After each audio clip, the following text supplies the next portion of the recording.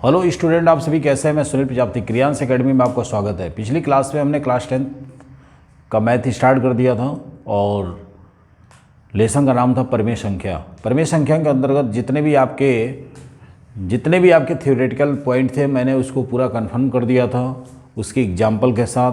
और उसी के साथ आज उस क्लास को आगे बढ़ाते हैं, एक्सरसाइज शुरू करते हैं। एक्सरसाइज में जितने भी आपके एग्जाम्पल हैं, जितने भी इम्पोर्टेंट एग्जाम्पल हैं, उन सब सारी चीज़ों को किया जाएगा। उसके साथ साथ एक चीज़ बतानी बहुत ज़रूरी है जिसका नाम है यूक्लिड विभाजन प्रमेयिका या यूक्लिड विभाजन एल्गोरिथम। इससे जो है हम दो पूर्णांकों के द्वारा एक एचसीएफ ज्ञात करते हैं और ये बहुत इम्पोर्टेंट है। तो यहाँ से शुरुआत करते हैं और शुरू कर देते हैं इन टॉपिक को। चलिए, क्या है वो चीज़? नाम है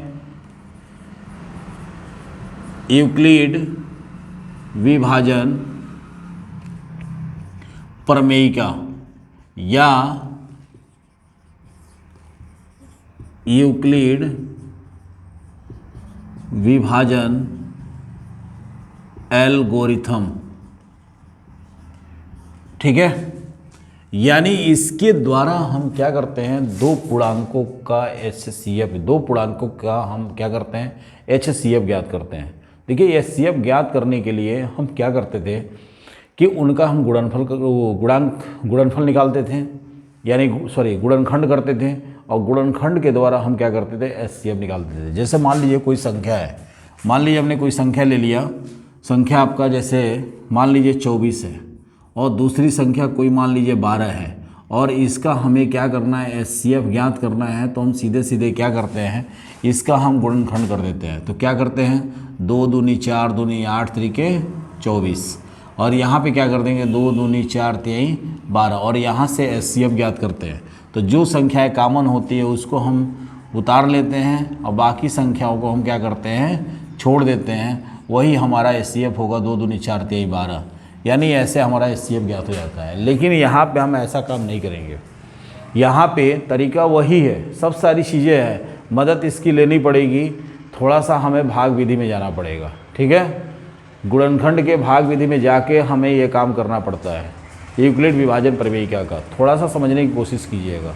ठीक है, यहाँ पे हम क्या करते हैं, भाग विधि का प्रयोग करते हैं और भाग विधि के द्वारा हम क्या करते हैं, यूक्लिड विभाजन एल्गोरिथम का के द्वारा हम एचसीएफ ज्ञात करते हैं। तो करते क्या है, यहाँ पे वही दो पूर्णांक संख्या रहेगी, वही धनात्मक दो पूर्णांक संख्या रहेगी और उसी से हम निकालते हैं।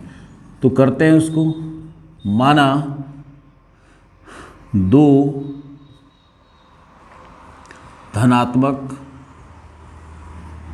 पूर्णांक संख्या ए व बी है।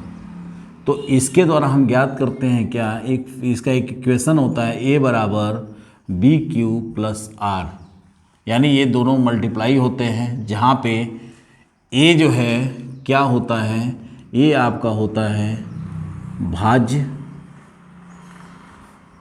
बी होता है आपका भाजक, क्यू होता है आपका भागफल और आर होता है आपका शेषफल। ठीक है, यानी आर क्या होता है, आर 0 से बड़ा होगा या 0 के बराबर होगा या आपका बी से छोटा होगा, यानी भाजक से छोटा होगा। ठीक है, अब यहाँ पे हम इस प्रक्रिया का प्रयोग तब तक करते हैं, यानी हम इसके द्वारा हम एचसीएफ तभी हमें प्राप्त हो जाएगा जब हमारा आर क्या हो, आर 0 हो जाए। अगर हमारा आर 0 हो जाएगा तो उस कंडीशन पे हमारा क्या होगा, एचसीएफ प्राप्त हो जाएगा। और एचसीएफ के लिए जब इस इक्वेशन का हम प्रयोग करते हैं तो उस कंडीशन में जब आर 0 होगा तो जो यहाँ बी की वैल्यू होगी वही हमारा क्या होता है, एचसीएफ होता है। वही हमारा क्या होता है, एचसीएफ होता है, यानी जो भाजक निकलेगा वही हमारा क्या हो जाएगा, एचसीएफ हो जाएगा। तो इस समीकरण को ध्यान में रखिएगा, यानी ए बराबर क्या होता है, B Q plus R, B Q plus R होता है। यानी अगर हम सिंपल बात करें भाग की, तो जैसे मान लीजिए हमें 24 में क्या करना है, 12 का भाग करना है। तो 24 में जब 12 का भाग करते हैं तो कैसे होता है, 24 डिवाइडेड बाई 12। अब यहाँ पे जब हम भाग करेंगे तो भाग करने पे क्या होगा, कितनी बार में जाएगा, 2 बार में जाएगा। यहाँ पे हो जाएगा 24 और यहाँ बचेगा शेषफल 0। इसको हम कहते हैं भाजक, इसको हम कहते हैं क्या, भाज्य, और इसको क्या कहते हैं, हम कहते हैं शेषफल। क्या कहते हैं, शेषफल। और इसको हम कहते हैं भागफल, इसको हम कहते हैं भागफल। यानी पूरी प्रक्रिया यही है, जितनी हमने कहा पूरी प्रक्रिया आपका यही होता है और कुछ भी नहीं है। यानी ये वाला हिस्सा क्या कहलाता है, ये वाला कहलाता है भाजक, ये कहलाएगा भाज्य, यानी ये क्या कहलाएगा, भाज्य। और जो इससे जो भागफल प्राप्त होगा वो भागफल है, और जो नीचे ये वैल्यू आई है उसको हम कहते हैं शेषफल। क्या कहते हैं, उसको हम कहते हैं शेषफल। यानी थोड़ा समझने की कोशिश करना। हमने क्या बताया, हमने कहा 13 में 4 का भाग कीजिए, 13 में 4 का भाग कीजिए तो क्या आएगा, 13 में 4 का जब भाग करेंगे तो क्या होगा, कितनी बार में जाएगा ये, 4 तिहाई 12, 3 बार में गया, शेषफल बचा 1। इसको 4 को क्या कहते हैं, 4 को कहेंगे भाजक, 13 को कहेंगे हम क्या कहेंगे, भाज्य, 1 को कहेंगे शेषफल, और 3 को कहेंगे हम क्या, भागफल। समझ गए। यानी क्या होता है, हमारा ये स्थिति बनती है, और इन्हीं के द्वारा हम क्या करते हैं, इस समीकरण के द्वारा हम क्या करते हैं, HCF निकालते हैं। HCF तभी प्राप्त होगा जब हमारा शेषफल क्या हो जाए, 0 हो जाए, और जो भाजक, शेषफल 0 होने की स्थिति में जो भाजक की वैल्यू होगी वही हमारा HCF हो जाता है। ठीक है, इतनी बात समझ में आ गई। ज़्यादा लंबा चौड़ा समझने की ज़रूरत नहीं है, बस सिंपल बात आप समझ आइए करना क्या है। ठीक है, चलिए इस चीज़ को हम आगे बढ़ाते हैं। ठीक है, यानी जो हमने इक्वेशन लिखा है वो इक्वेशन क्या लिखा है भाई, हमने समीकरण लिखा है कि A बराबर BQ प्लस R। ए क्या है, ये है आपका भाज्य बराबर भाजक गुणे भागफल और प्लस शेषफल। देखो यही होगा, यानी भाज्य बराबर भाजक गुणे भागफल और प्लस शेषफल। ठीक है, इसको हम कहते हैं क्या, भाज्य, इसको कहते हैं भाजक, इसको कहते हैं भागफल, और इसको कहते हैं शेषफल। ठीक है, यानी HCF कब प्राप्त होगा, HCF हमारा ये होगा, लेकिन कब, जब R 0 होगा। R क्या होगा, 0 होगा। चलिए एग्जाम्पल लेते हैं। एग्जाम्पल है आपका, यानी ये क्वेश्चन है आपका, एग्जाम किताब का क्वेश्चन पूछा है कि देखो ये आपका क्वेश्चन मनोहर रे का भी है, और ये क्वेश्चन आपका उसमें भी दिया हुआ है, डॉक्टर राजीव प्रकाशन में भी दिया हुआ है। बहुत इंपॉर्टेंट क्वेश्चन है। एक्सरसाइज 1.1 का ही एग्जाम्पल है। क्वेश्चन दिया हुआ है 40-52।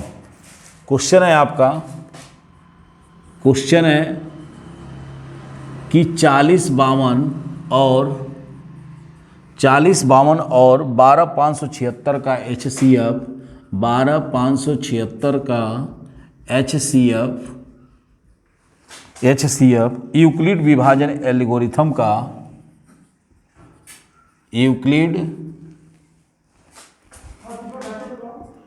विभाजन प्रमेयिका का या एल्गोरिथम का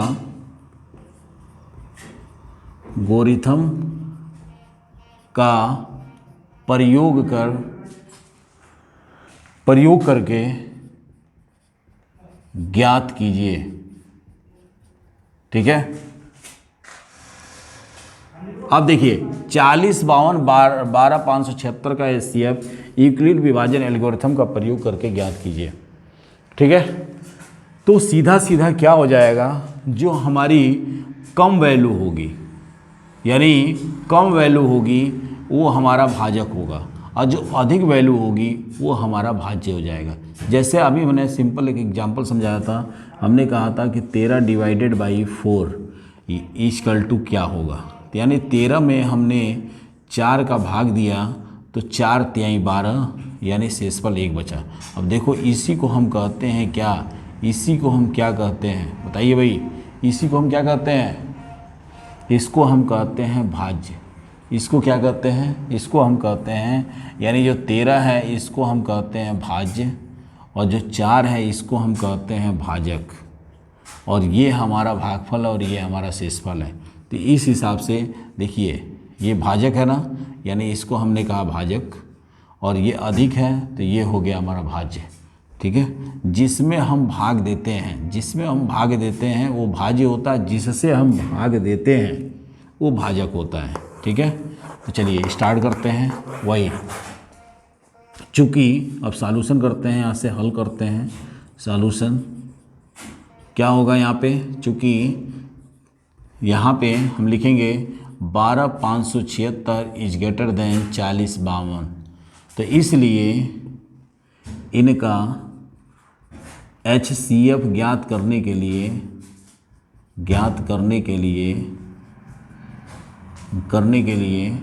यूक्लिड विभाजन प्रमेयिका का प्रयोग करने पर, यूक्लिड विभाजन प्रमेयिका का प्रयोग करने पर, कर दो भैया यूक्लिड विभाजन प्रमेयिका का। यूक्लिड विभाजन प्रमेयिका का जब हम प्रयोग करेंगे तो यहाँ पे सीधे ए की वैल्यू क्या हो जाएगी, 12,576 इजिकल टू 40,52, और यहाँ पे चाहिए क्यू और यहाँ चाहिए आर। तो चलिए इसको हम जब भाग करेंगे तो वैल्यू ये कितनी बार में जाएगा, अगर हम देखें तो 4 तिहाई 12 यानी 3 बार में चला जाएगा, और शेषफल कितना बचेगा, देखो करो यहाँ पे भाग। तो यहाँ अगर हम भाग करें 12,576 डिवाइडेड बाई 40,52, तो 3 बार में चला गया, तो 3 दूनी 6, 3 पचे 15, यहाँ पे 1 हो जाएगा, 3 चौको 12 कटेगा, 0 हो जाएगा, 2 बचेगा, 4 बचेगा, यानी बचा हमारा कितना 420, यानी शेषफल कितना बचा 420 बचा। ठीक है, चलिए इसको ऊपर वाले हिस्से को मिटा देते हैं। ठीक है,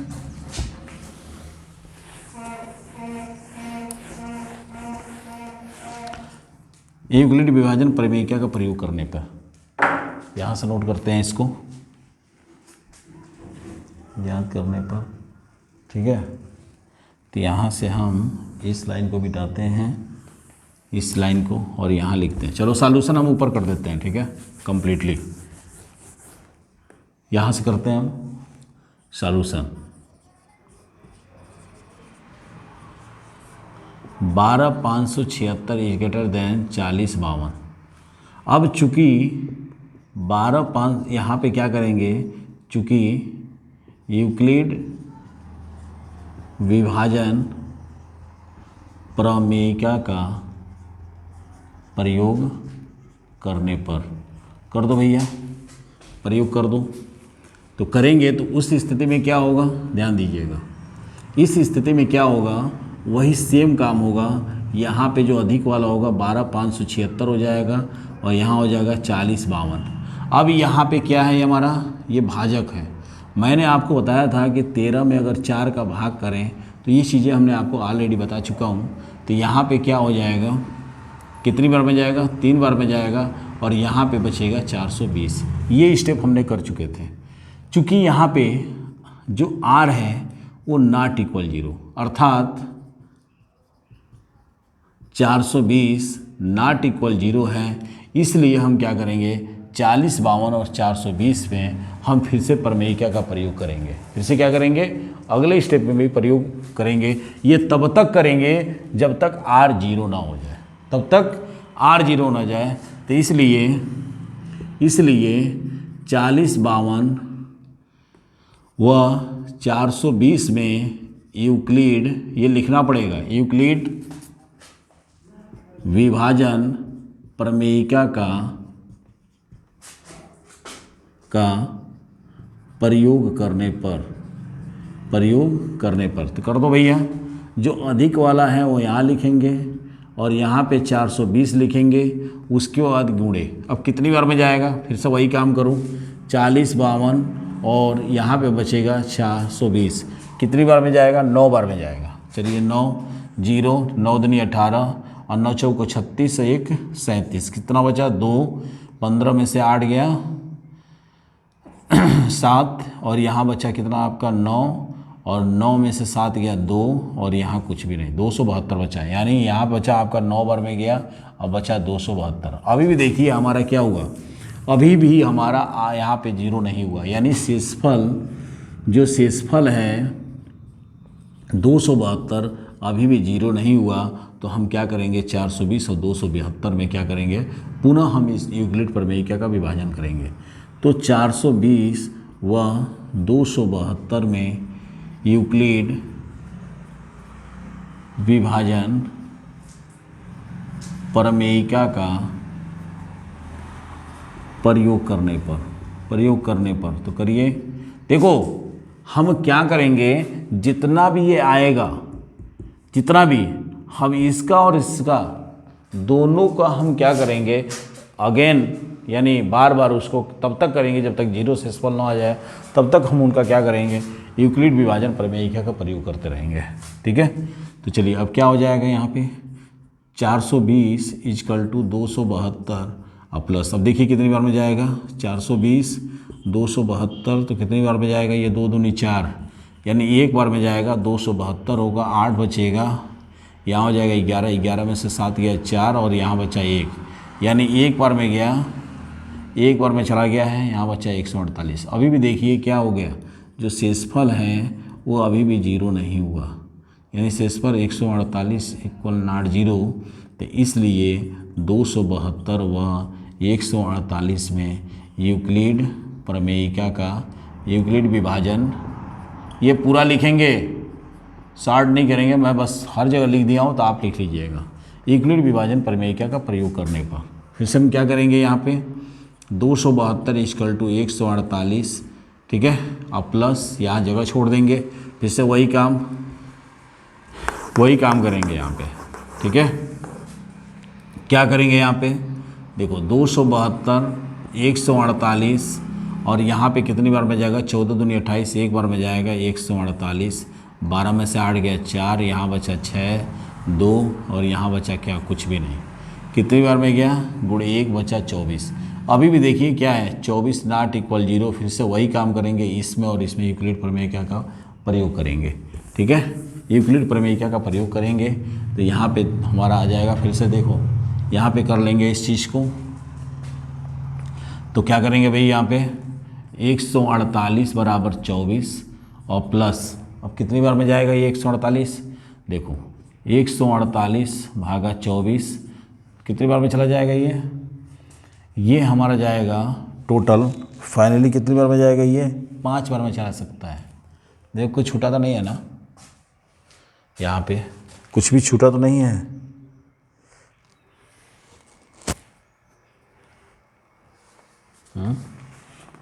कुछ गलत तो नहीं हुआ है। 148 272 एक बार में चला गया, बाकी कितना बचा यहाँ पे, बाकी यहाँ पे बचा हमारा, यहाँ पे अगर हम 272 में से 148 घटाएंगे तो 12 में से 4 गया, यहाँ ओ ठीक है, यहाँ 124 बचेगा। ठीक है, यहाँ 124 बचेगा और 124 = नॉट जीरो, यानी 124 = नॉट जीरो होगा, यानी यहाँ पे बचेगा हमारा कितना 124। तो इस हिसाब से हमारा क्या हो जाएगा, यहाँ पे 148 बराबर 124 गुणे +1 कितनी बार में जाएगा, ये हमारा कितनी बार में जाएगा, ये हमारा एक बार में जाएगा फिर से, और बचेगा यहाँ पे कितना 24 बचेगा। अब इस 24 को हम फिर से वापस क्या करेंगे, यहाँ पे 24 नॉट इक्वल जीरो, यहाँ पे हो सकता है हमारा क्या 124 = 24 और ये चला जाएगा हमारा कितनी 5 बार में, 5 + 4। ठीक है, अब देखिए चला गया सीधा। ठीक है, तो अब बचा क्या है यहाँ पे 24 = यहाँ बचा आपका 4 और यहाँ बचा कितना सीधे कितना बच जाएगा, यहाँ पे कितनी बार बच जाएगा 4 × 6 = 24, 6 और +0 यहाँ बचा हमारा कितना, देखिए r क्या आ गया 0 हो गया, तो इसलिए हमने क्या कहा था, यहाँ पे जो वैल्यू होगी वही हमारा क्या होगा, HCF होगा। तो इसलिए लिख सकते हैं हम क्या, 12,576 व 4052 का HCF कितना होगा, 4 होगा। यही हमारा आंसर है। मुझे पूरा यकीन है कि आपको समझ में आया होगा। नहीं भी समझ में आया होगा तो आप एक बार रिवीजन कर लीजिएगा, फिर से पुनः इसको हम इस पर समझा देंगे अन्य क्वेश्चन को लेके, और लेकिन मुझे पूर्ण विश्वास है कि आपको पूरा समझ में आ गया होगा। ठीक है, देखो चीज़ें क्या होता है, जब नई क्लास में स्टूडेंट जाता है तो हर चीज़ें उसको नहीं दिखती है।